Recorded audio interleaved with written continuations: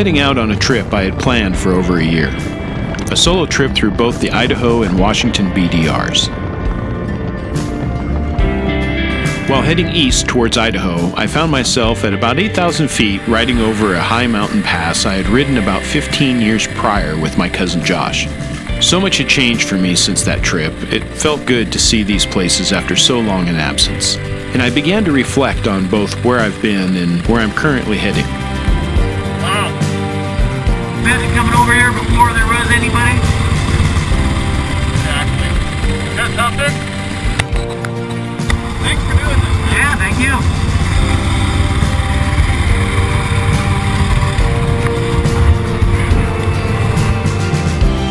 Sure, the trees had grown a lot since that trip, beginning to obscure the view, but the country was just as magnificent as it was when I first set eyes on it so long ago.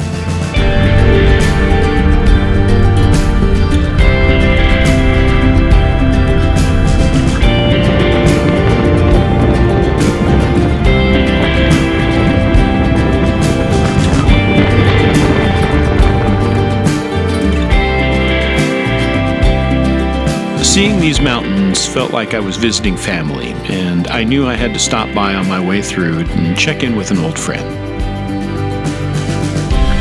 Granite was one of those places that imprinted upon my soul on that last trip, and being here once again filled my heart with more than a little nostalgia for both my last visit as well as the place itself. The Outback looked pretty much like it did before, albeit without Dynamite behind the counter, cooking her signature biscuits and gravy. Yep, Granite looked like it was still alive and well, and that was great to see. I camped in the area that night, and the morning found me surrounded by vicious thunderstorms. Storms which spawned too many fires to count, essentially closing off my entrance into Idaho and the BDR for the year. I found shelter in a restaurant in Sumter and contemplated my next move.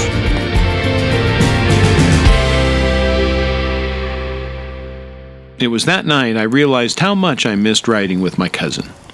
It had been 15 years since we last rode together, and I had only heard about his new Africa twin.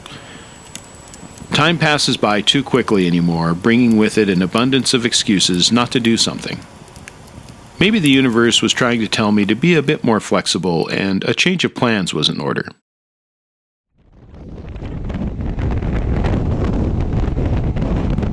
A couple weeks later found me back in the saddle once again, this time heading north instead of east.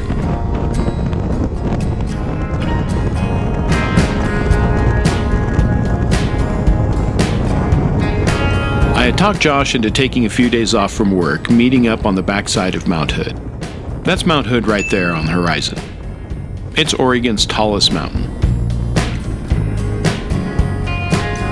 One of the Cascades' numerous large volcanoes, Mount Hood was the location for a majority of my family vacations as a kid, exploring much of its lower slopes with my trusty Honda Trail 70. This region is rich in recent history, playing a pivotal role in the pioneer settling of the Willamette Valley. One of the loneliest landmarks you'll probably ever come across is the Pioneer Woman gravesite. An unknown woman was buried here in the 1840s, with only an old wagon tongue and a box made out of old wagon sides marking her difficult life. Some historians believe she was survived by her husband and 2 children who continued on to the Willamette Valley after burying her here, but nothing is known for sure. They were just one wagon heading west over what was known as the Barlow Road. It amazes me that much of this road is still intact. This 80-mile road, starting in the Dalles, Oregon, and ending up in Oregon City, was the brainchild of Sam Barlow, a 53-year-old settler and wagon train leader. He arrived in the Dalles in 1845 and was frustrated by what he saw: an extremely expensive and astronomically dangerous passage down the Columbia River. So he decided to build a road by following an old Native American trail on the southern edge of Mount Hood to Oregon City. This was to be Oregon's first toll road, giving people another option of how to get to the Eden at the end of the Oregon Trail.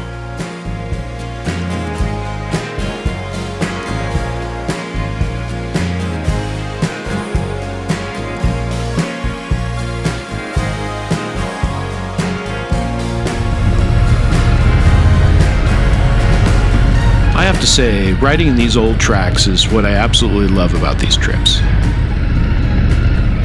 For me, it really is what they're all about.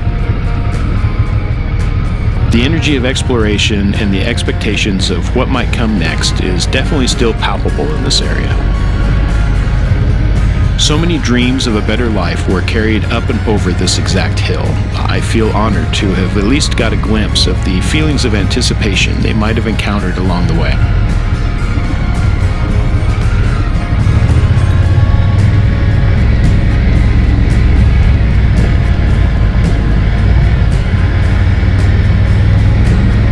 At the bottom of the hill, I encountered an epic meadow, and I decided to stretch and take a quick break from the saddle for at least a few minutes. I thought about making camp here, but I was still just too amped up from the ride over, so I decided to press on. Josh was going to meet me in the morning, and I didn't want to go too far off the mountain, but I just had to see what was on the other side of this river valley.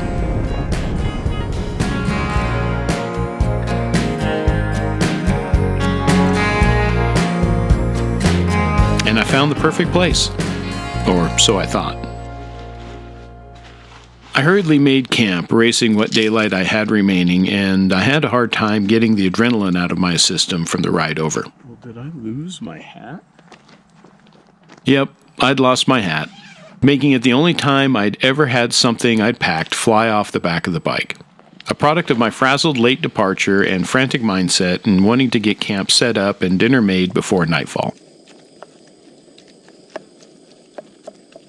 I was definitely out of the flow of things, but I did my best to sink into the adventure of it all. However, in my focus on getting things done, I was unconsciously tuning out my surroundings, and I didn't even notice what background noises were coming from the woods around me.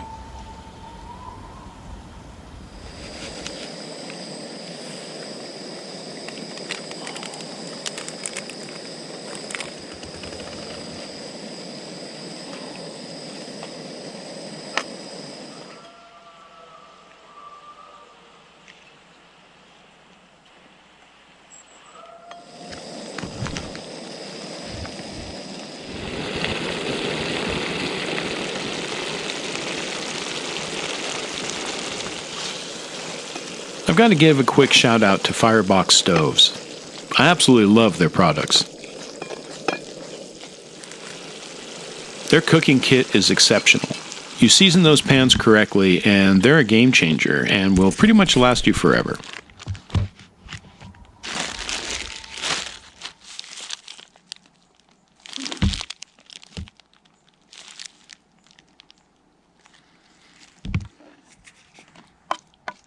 Nothing fancy tonight, just throw it together and move on.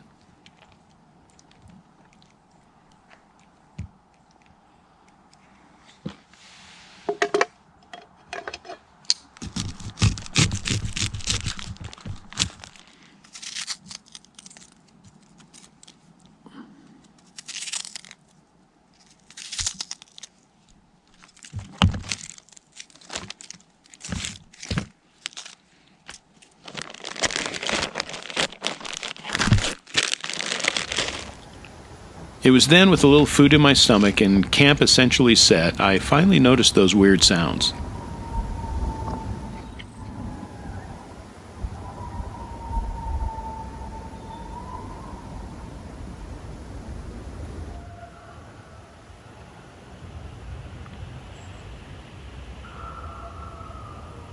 Wow, well, I had a hunch of what I was hearing.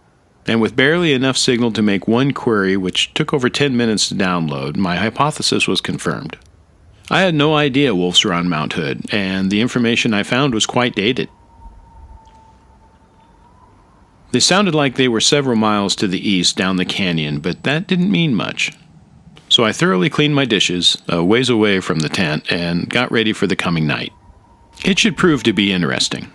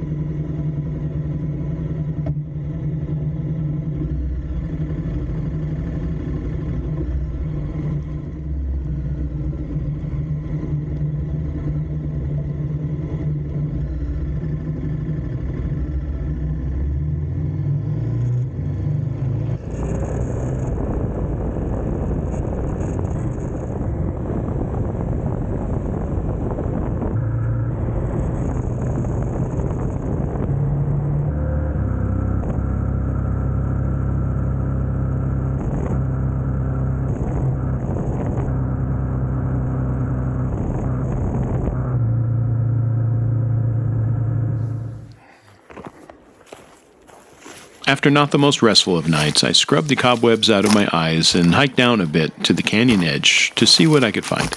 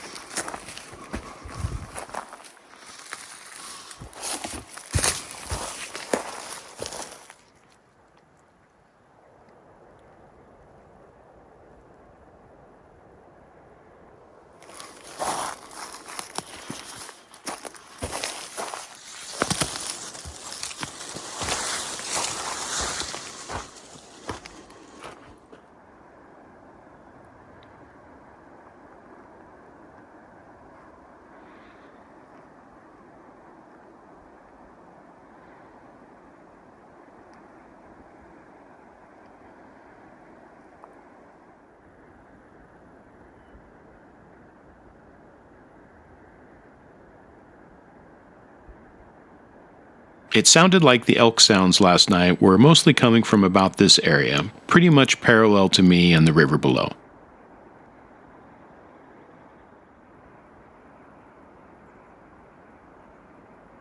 With the wolves way down the valley towards the east and the rising sun.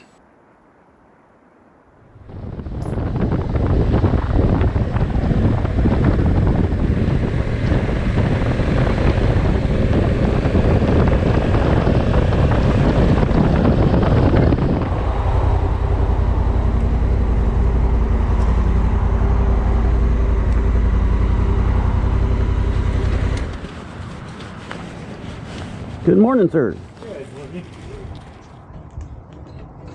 Premium? Yeah.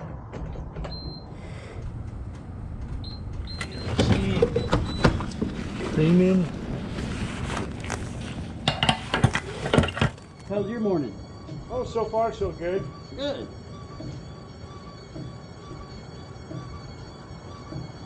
Only been going for about an hour though. So. Yeah.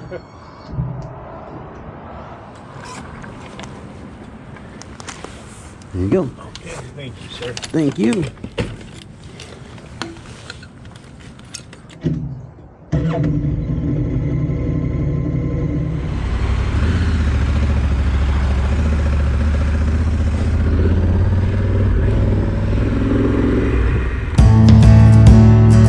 Josh was off and heading my direction.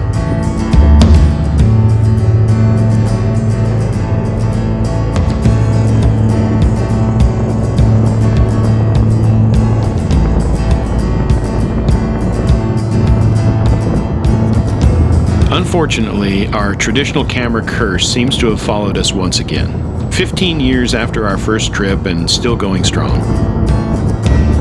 Josh's 360 camera seems to have decided to only record in low-res mode.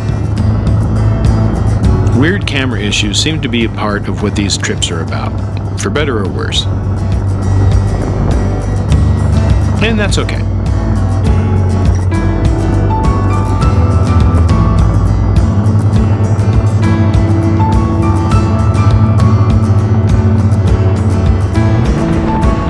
Looks like a large fire broke out in the industrial area, making the escape from the city that much more dramatic.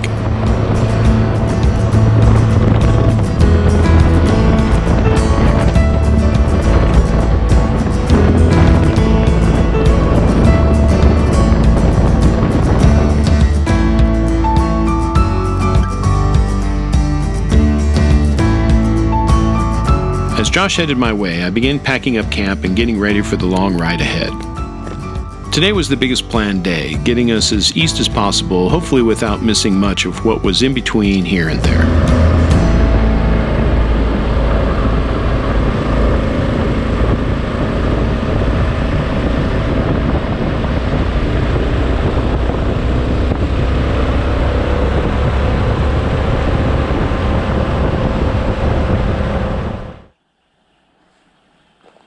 Josh's current run up the mountain was offset by the still beauty of camp. If you let it, places can speak to you, and this place definitely had much to say.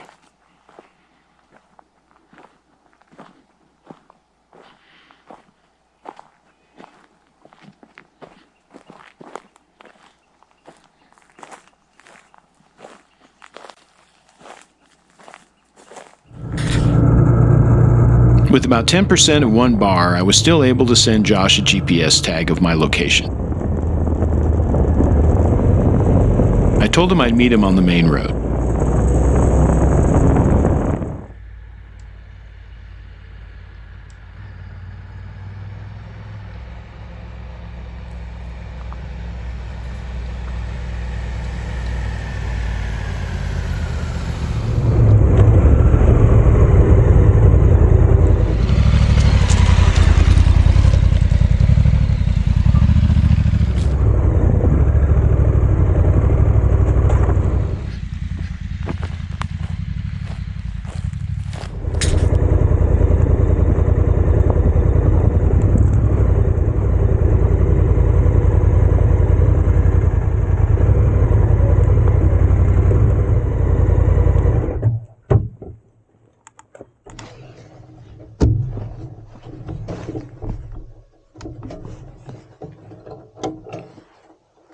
I should actually get some footage of it.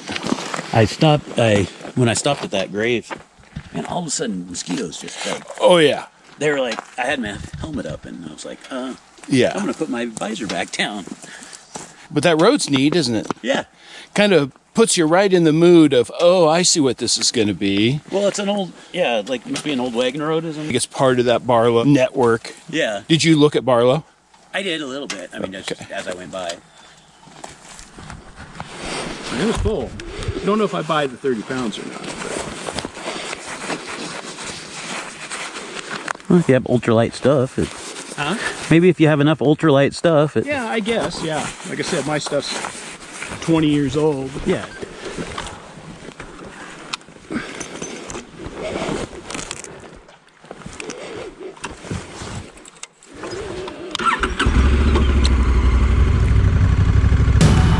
And like that, we're off on our next adventure.